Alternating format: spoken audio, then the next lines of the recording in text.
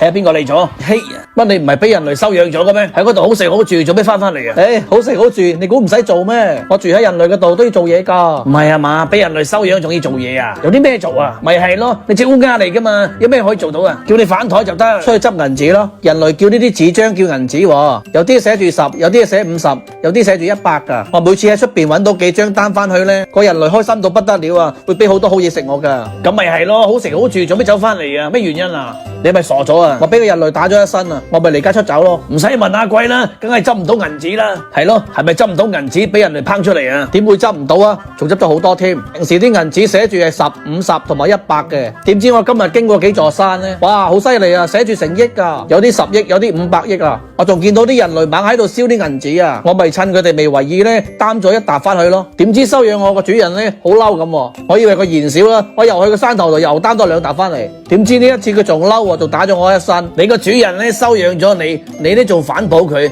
睇嚟你嘅主人養老都唔使擔心啦。問題你知唔知佢收尾點解嬲咗你啊？你收尾執翻嚟1億500億嗰啲啊，係冥幣嚟噶，嗰啲唔係俾你主人用噶，嗰啲俾死人用噶，佢都用唔着，梗係嬲啦。點會用唔着喎？你聽我講啦，佢遲早都會死噶嘛，所以遲早都用得着。佢唔識死咗之後先使咩？係呢，嗰啲冥幣呢，我哋死咗之後使唔使到噶？前面嘅山頭仲有好多啊，不如我哋去執咯。我點知使唔使到啊？我又未死過，不如你去先啦，睇下使唔使到啊？好主意喎，你記得擔多啲俾我喎。